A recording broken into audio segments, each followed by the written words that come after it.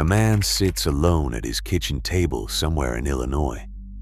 He has been messaging the same woman for 3 weeks, paying for conversations, sharing things about his life, his job, his dog, his difficult relationship with his boss. He genuinely believes she listens. He genuinely believes she cares. Then one day, the messages start arriving with small inconsistencies. Details she should have remembered are forgotten. Responses feel slightly off. He gets suspicious and starts asking questions. The answers do not add up. He was never talking to her.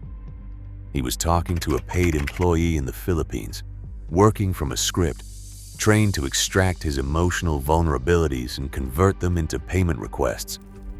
They worked from a detailed psychological profile built entirely from his previous messages, using techniques that a lawsuit would later describe as specifically designed to exploit emotional connections and to prey on psychological biases. He was not the only one. There were hundreds of millions of users on the same platform, many of whom had no idea who they were actually talking to, or whether the person on the other end was even human at all. And the platform those interactions happened on generated $7.22 billion in a single year. The platform, of course, was OnlyFans. But here is the question nobody is asking loudly enough. How did a subscription website, launched from a family dining table in Essex, England, with a £10,000 loan from a retired banker, transform in less than a decade into one of the most profitable platforms in the history of the internet, and in doing so, turn human intimacy itself into an industrial product? That is the story we are about to tell. And it starts not with sex, but with a problem. Timothy Christopher Stokely was born in July 1983 in Harlow, Essex, a quiet, unremarkable market town northeast of London. He was the youngest of 4 children of Guy Stokely, a retired Barclays investment banker. He grew up comfortable, educated, and with a nose for opportunity that showed itself early. As a teenager, he collected takeaway orders from a local fish and chip shop and delivered them at a markup. The instinct was always the same. Find where money is already flowing, position yourself in the middle of it, and take a cut. He graduated from Anglia Ruskin University with a degree in property and surveying. Then he went looking for the internet's equivalent of a fish and chip delivery route. He found it in adult content. Specifically, he found it in the gap between what creators were producing and what platforms were keeping. In 2011, Stokely launched Glam Worship, a subscription site for adult content. Then he launched Customs for You, a platform for commissioned custom content. Both ventures gave him something invaluable: a deep understanding of how adult creators thought about money, audience, and the exhausting reality of depending on platforms that could demonetize, ban, or simply stop paying them without warning. He watched creators build audiences on free platforms, then hand most of the revenue to middlemen who controlled everything and owed them nothing. He identified the problem with surgical clarity. Creators needed a direct line to their audience. They needed a platform that did not take 70 or 80%. They needed a system where the creator set the price, kept the relationship, and could not be wiped out by someone else's content policy. In November 2016, he launched OnlyFans. The initial investment was a £10,000 loan from his father. The same father reportedly told him, "Tim, this is going to be the last one." His brother Thomas joined as chief operating officer. His father became head of finance. OnlyFans launched as the ultimate family business, built around a genuinely radical idea. The idea was simple: pay creators 80%. Let them keep their audience. Let them set their price. No advertisers, no middlemen, no algorithm deciding your reach based on engagement metrics you cannot control. In an industry defined by exploitation, it sounded almost utopian. For a brief moment, it actually was. The early adopters were exactly who you would expect. Adult content creators who had been burned by every other platform. They came because 80% felt revolutionary when you were used to getting nothing. By 2018, the platform had grown from modest beginnings to 13.5 million users and 348,000 creators. Then came the first ownership change. Everything began to shift. In 2018, Leonid Radvinsky bought a 75% controlling stake in OnlyFans' parent company, Phoenix International, from the Stokely family. The acquisition price has never been publicly confirmed. What happened next changed OnlyFans in ways that would take years to fully understand. Radvinsky was, by any measure, one of the most unusual figures in the history of the modern internet. Born in Odessa, Ukraine, his family emigrated to a suburb outside Chicago when he was a child. He graduated from Northwestern University in 2002 with a degree in economics. By then, he had already been operating websites for years. A network of adult content sites running through an Illinois business called Cybertania, which Forbes later documented as offering links to what the sites themselves described as illegal preteen passwords and other deeply disturbing material. Radvinsky's defense, and the nuanced truth of the matter, was that none of the links actually led to illegal content. The sites were scams, charging money for access to links that went nowhere. That meant the business model was exploitative rather than criminal, a distinction that mattered legally but perhaps not morally. In 2004, Microsoft sued him for allegedly sending millions of deceptive emails to Hotmail users. The case was eventually dismissed for lack of proof. That same year, he founded MyFreeCams, an adult webcam platform that would quietly generate enormous revenue over the following decade. By 2018, Radvinsky was a billionaire operating almost entirely in the shadows. He gave no interviews. He published no statements. A handful of photographs existed publicly. For one of the wealthiest men in the United States, he was nearly invisible. Banks had flagged his accounts in suspicious activity reports over the years, citing unexplained transfers of millions of dollars and concerns about the nature of his business. Radvinsky and his defenders noted, accurately, that the adult industry is chronically overflagged by banks that treat the entire sector as high risk, regardless of actual behavior. The suspicious activity reports proved nothing, but they painted a picture of a man who had operated for decades in the gray edges of the internet's most stigmatized industry, and who had now acquired one of its most powerful platforms. After the acquisition, the direction of OnlyFans shifted decisively toward adult content. Whatever the original vision of an all-creator platform had been, the market reality was clear. The money was in explicit material. The platform leaned into it. The pandemic was about to pour rocket fuel onto everything. March 2020. The world locked down. Restaurants closed. Offices emptied. Gyms shut. Entire industries were switched off overnight. The economic devastation landed hardest on the people who could least afford it. Service workers, hospitality staff, performers, and the vast informal economy of people who worked with their bodies and their presence, now suddenly unable to do either. OnlyFans was waiting. Between March and April 2020 alone, the user and creator base grew by 75%. 48 hours after Beyoncé mentioned the platform in her remix of Megan Thee Stallion's song Savage, traffic spiked by 15%. The CEO reported 200,000 new users and between 6,000 and 8,000 new creators registering every single day. By December 2020, OnlyFans had 85 million users and more than 1 million creators, generating over $2 billion in annual revenue.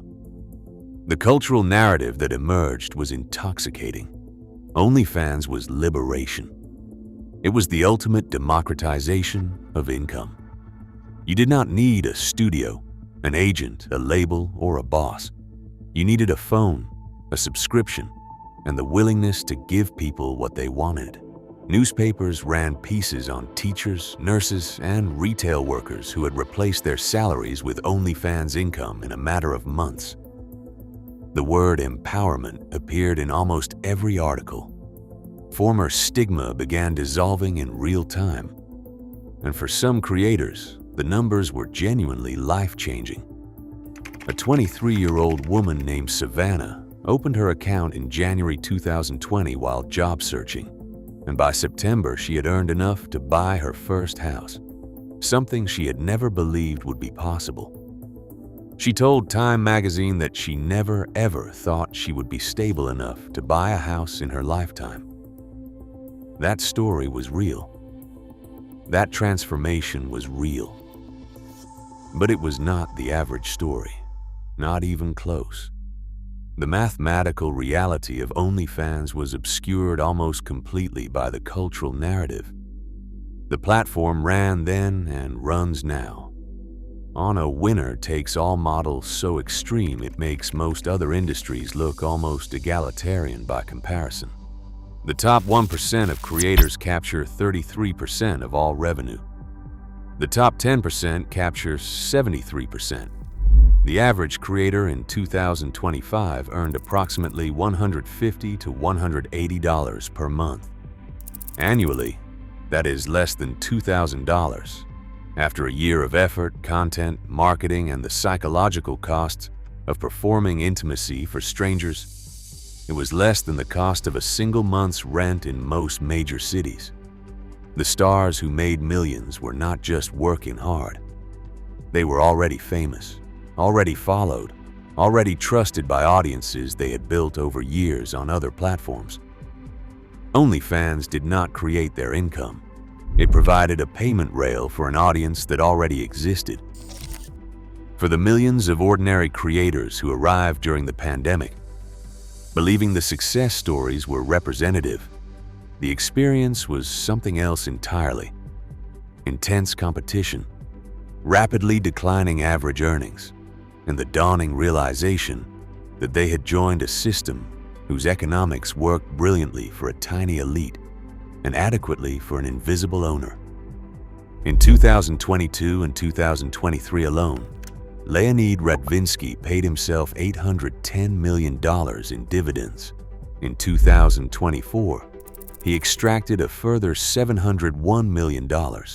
In 4 years, he personally received approximately $1.8 billion from a platform he had bought by paying a family from Essex an undisclosed sum.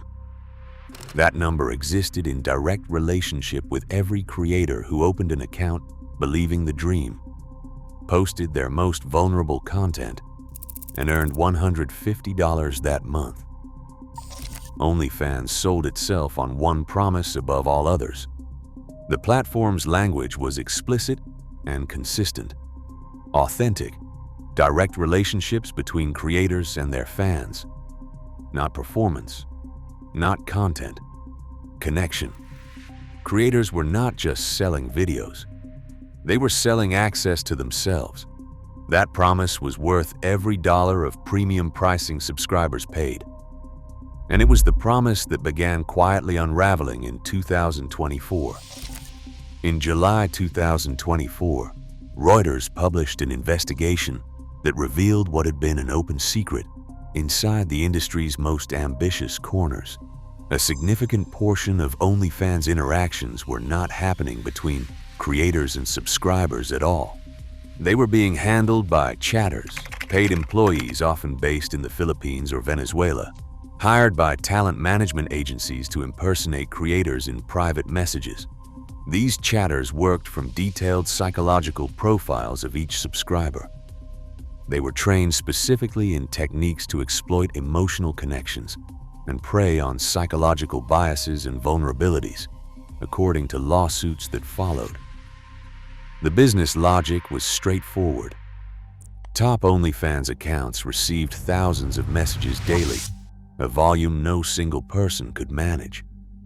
Management agencies had emerged to handle the overflow, and those agencies had discovered almost accidentally that a skilled chatter operating a creator's account could generate significantly more income than the creator themselves. Because a professional whose only job was to extract money from emotional men was better at it than someone also trying to create content, manage a social media presence, and maintain their mental health simultaneously. By 2024, AI had entered the equation. A chatbot called FlirtFlow, operated by a company called Neo Agency, was being used across dozens of accounts. It gathered personal information through small talk, where the subscriber was from, what was bothering him at work, what his dog's name was, and used that information to build a targeted emotional relationship designed to convert into payment requests. Its chief executive told Reuters that you cannot directly jump into the typical phrase, "Hey daddy, tip me." You have to start by really comprehending the fan. Comprehending the fan in order to extract money from him more efficiently. 2 class action lawsuits were filed in the United States in 2024 and 2025. One plaintiff said he had joined specifically to have friendly conversations with models and share photographs of his cooking creations. He became suspicious when messages began arriving with contradictions. He was right to be suspicious. He had never been talking to the creator at all. OnlyFans' terms of service explicitly prohibited the use of AI chatbots. The platform declined to answer Reuters' questions about their use. Its official position was that creators were legally responsible for any transaction with a subscriber. The platform, which took 20% of every single transaction those chatters and bots generated, accepted no liability for the fraud. That 20% cut from billions of dollars of interactions, some portion of which were conducted by automated systems impersonating human beings, continued flowing to Phoenix International. It was registered in London, owned in Florida, and invisible to almost everyone. Then, in August 2021, came the moment that revealed more about OnlyFans' real priorities than any press release ever could. The platform announced it would ban sexually explicit content entirely from October 2021 onwards. The creator community exploded in outrage. The platform had built its entire existence on adult content, had used adult creators as its founding community, its growth engine, its marketing vehicle, and had, without warning, announced it was abandoning them to pursue mainstream investors and brand partnerships. The creators who had trusted OnlyFans with their income, their audience, their faces and bodies, discovered in a single press release that the platform's loyalty to them was conditional on a calculation that could change overnight. 6 days later, OnlyFans reversed the decision. It claimed to have secured assurances from banking and payment partners. The reversal was celebrated as a creator victory. But what it actually demonstrated was something colder. The creators had won this round, not because OnlyFans valued them, but because OnlyFans needed them. That moment has not yet arrived, but the platform is clearly working toward it. By February 2026, OnlyFans operates at a scale that would have seemed impossible from a 2016 vantage point. 377 million registered users, 4.6 million creators, $7.2 billion in gross fan spend in 2024 alone, a valuation of $8 billion, the 57th most visited website in the United States, more traffic on mobile than almost any platform outside social media's inner circle. And at the center of it all, a man worth approximately $7.8 billion according to Forbes, who gives no interviews, maintains near total public silence, and paid himself nearly $2 billion in dividends over 4 years, while remaining almost entirely unknown to the public, whose money flows to him. The platform continues to pursue mainstream legitimacy through its free streaming service, OFTV, through partnerships, and through carefully constructed narratives about the creator economy. Keely Blair, a lawyer by training, took over as Chief Executive Officer in 2023 and has navigated the platform's complex identity with measured professionalism. Tim Stokely, the founder, launched a new creator platform called Subs.com in May 2025, positioning it as a rival, a reminder that the man who built OnlyFans no longer owned it, and that the platform's current identity was shaped more by Radvinsky than by Stokely's original vision. The income gap has not narrowed, it has widened. The top 0.1% of creators earn 76% of all platform revenue. The average creator earns $131 per month after platform fees. Many of those below the median earn less than minimum wage for the hours they invest. Before accounting for the psychological cost of the work, the harassment from subscribers, the risk of content leaks, and the specific terror of having your most intimate moments permanently indexed on the internet under your face. Content leaks remain an endemic problem. In February 2020, up to 4 terabytes of stolen creator content spread across cloud platforms. Between December 2019 and June 2024, Reuters documented 30 cases in U.S. police and court records involving child sexual abuse material on the platform, over 200 pieces of illegal content across 30 documented cases. OnlyFans has invested in verification systems and content moderation. The scale of the platform makes absolute protection impossible. The creators whose content is leaked bear the consequences. The platform takes its 20% regardless, and yet the numbers keep growing. Because the fundamental economic logic of OnlyFans, 80% to creators, a direct relationship with audience, no algorithm controlling your reach, remains genuinely more creator-friendly than almost every alternative. The problem is not that the model is exploitative. The problem is that the model is good enough to keep people inside a system whose deeper mechanics are invisible to them until they are already dependent on it. A platform that sells authentic human connection while allowing AI to simulate that connection for profit. A platform that empowered creators with 80% of revenue while its reclusive owner extracted nearly $2 billion in personal dividends. A platform that reversed a ban on adult content, not out of loyalty to its creators, but because it needed more time to develop the exit strategy that would not require them. That is what intimacy looks like when it has been industrialized. Here is what OnlyFans' story is actually about. It is not about sex. It is not about empowerment or exploitation, though it contains both. It is about what happens when human connection is placed inside a commercial infrastructure that has no mechanism for valuing it as anything other than a transaction. OnlyFans did not invent the commodification of intimacy. That is as old as civilization. What it did was industrialize it at scale, and then add a layer of technology, first chatters, then AI, that progressively removed the human being from the interaction while maintaining the illusion of human presence. It built its entire business model on the promise of authentic connection, and then systematically introduced systems that made authenticity optional. The subscribers who sued in 2024 and 2025 were not angry that they had paid for intimacy. They were angry that the intimacy they paid for was simulated.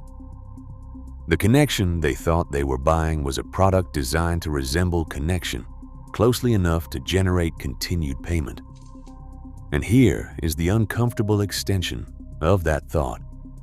Every platform you use that sells you community, connection, or authentic relationships, and then monetizes your engagement, your data, your attention, your emotional investment, is operating on a version of the same model. The difference between OnlyFans and every other major social platform is not that one sells connection and the others do not. It is that OnlyFans charges you directly for a service that other platforms extract from you indirectly through advertising. At least on OnlyFans, you know what you are paying for. On every other platform, the product is you, and the buyer is someone you never see. The question OnlyFans leaves us with is not whether selling intimacy is wrong. Human beings have always paid for connection, through gifts, through religion, through therapy, through every form of entertainment ever invented.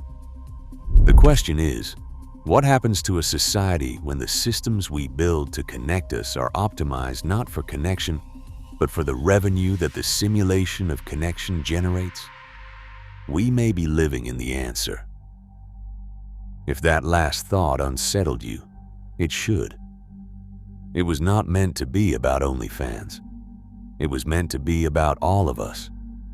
This channel exists for the people who want to understand how the systems around them actually work, not how they are presented, but what drives them, who profits from them, and what they cost the people inside them.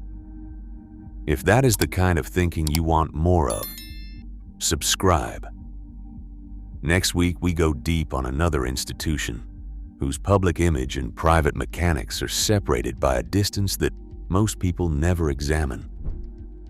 And if this video made you think of someone, a friend trying to make it as a creator, someone navigating the gig economy, someone who believes the success stories they were told about any platform, share it with them, not as a warning, as a framework.